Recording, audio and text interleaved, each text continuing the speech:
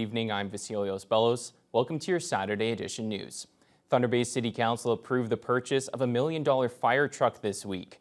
That's a huge price hike, with Fire Chief Dave Paxton estimating the cost of a pumper to have doubled compared to pre-pandemic pricing. I don't have the exact numbers, but I could say 5 years ago that same truck was around $500,000. The Pumper Rescue, which is the one that we previously purchased, is the model up from this version, was in the $700,000 range and is 1.2. The previous one, this one is still under the $1 million range. Paxton says the price tag for pumper trucks has increased exponentially faster than the cost of living since 2019, averaging 30% a year. He says there is some indication costs could start to level off, but that it's too early to say for sure. City Manager John Collins says the steep increases aren't unique to fire apparatus. We're seeing it across the board with all of our specialized equipment and vehicles. As an example, an ambulance fully equipped that would have cost us $100,000 and change 3-4 years ago is now on the market for $300,000 and change.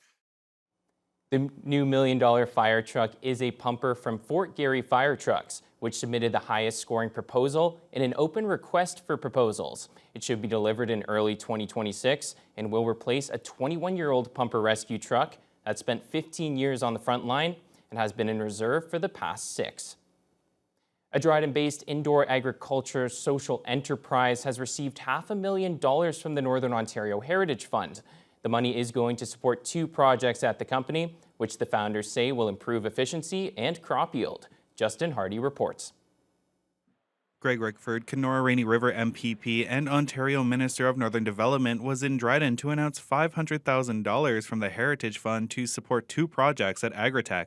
Rickford called the business a crowning jewel for the city of Dryden. We're big fans, and local restaurants, local people rave about the quality of food, not just in taste, but in nutritional value, and the kind of technology that's putting Dryden, tying Dryden to its agricultural roots. We couldn't be more proud of Benjamin and Fabian and proud to support their operations. Half of the funds are going to support Agritech North in developing an innovative multi-layer greenhouse envelope. The other $250,000 has been allocated to the business for developing an innovative thermal system for cost-effective year-round food production at its indoor growing facilities. CEO Benjamin Fagan says that the support from NOHFC has been crucial as the company continues to innovate. Our current trajectory as far as realizing these innovations wouldn't be possible without the support of the NOHFC and similar programs.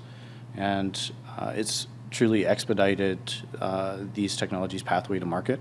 And so we hope to see these in the marketplace and available to other growers by 2025.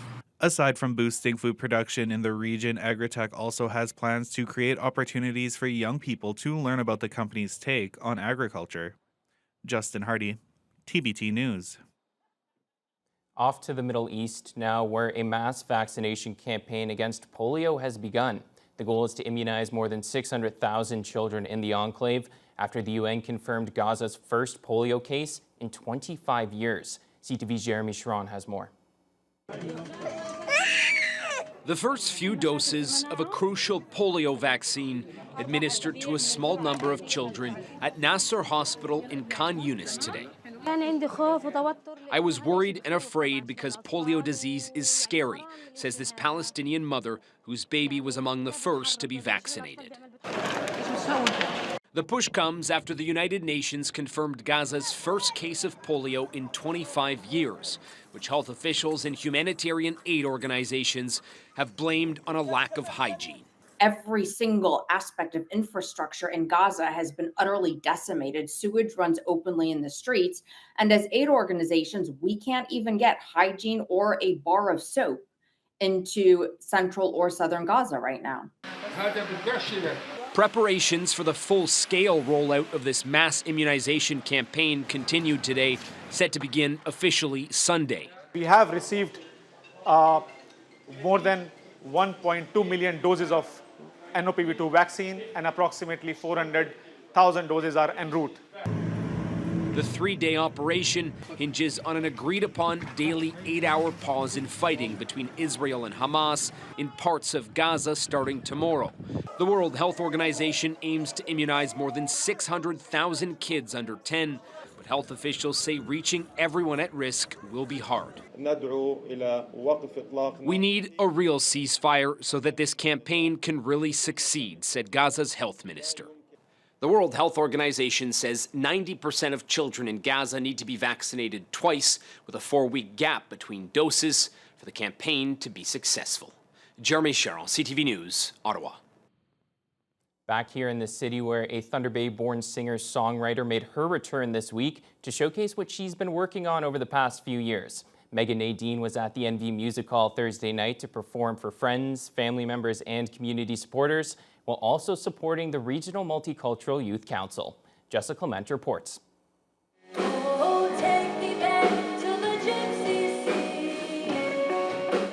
The crowd at NV Music Hall were taken on a songwriting journey Thursday night as Thunder Bay-born singer-songwriter Megan Nadine took the stage to showcase some of the music she's been working on over the past few years. I'm going to be sharing some of the songs from my album, This Was Then. I'm going to share some new stuff that people haven't heard yet, some demos that the band is going to spice up with me. Essentially, I'm just going to take people through a journey of my songwriting from the old to the new and show people what I've been working on before it's, available to the public, just to bring my community into the loop, my friends, my family, and anyone who cares to listen.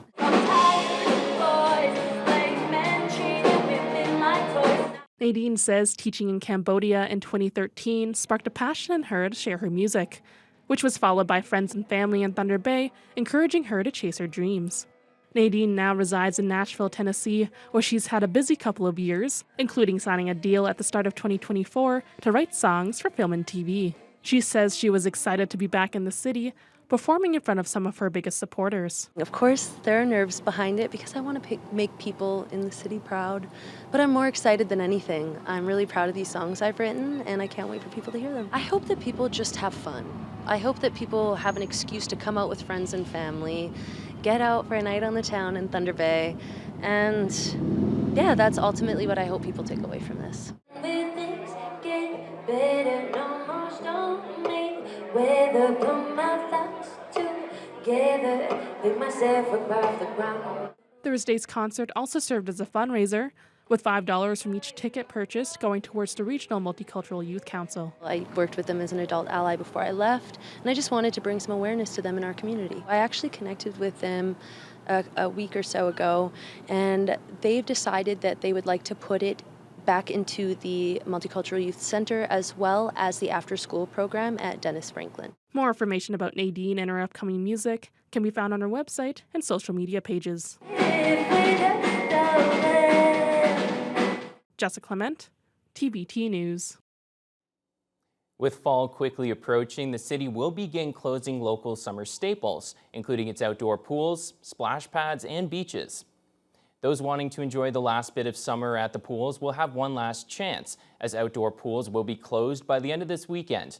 Heath and Widnall's pool's final day is tomorrow, where they'll be open from 1 to 5 p.m.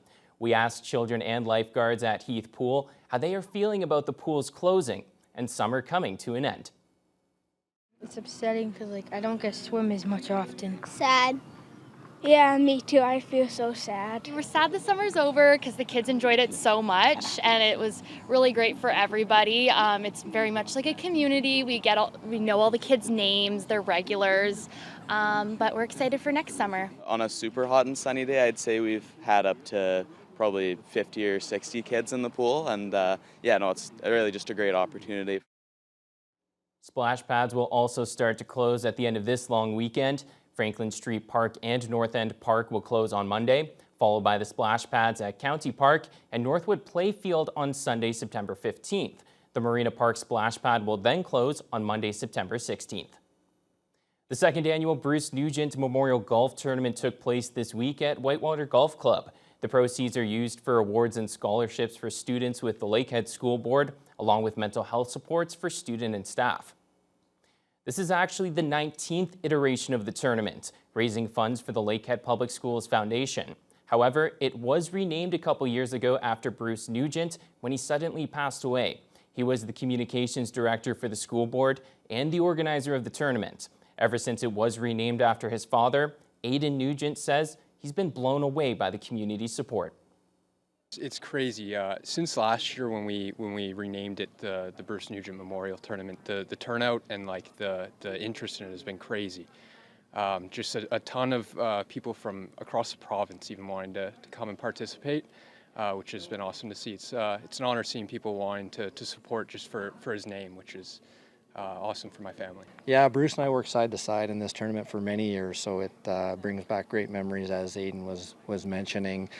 Put his heart and soul into not only this tournament, but our whole community. And I'm not sure there are any charitable golf tournaments where there are other charities who are involved, and I think that's the neat thing. We've got Roots to Harvest and Fort William Rotary here.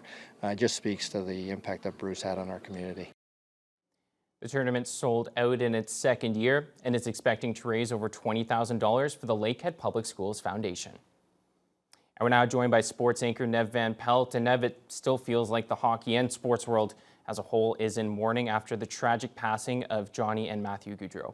Yeah, it's a really sad situation, obviously very tragic, but Johnny did make his impact on the hockey Certainly world, did. that's for sure. We'll have more on that story after the break.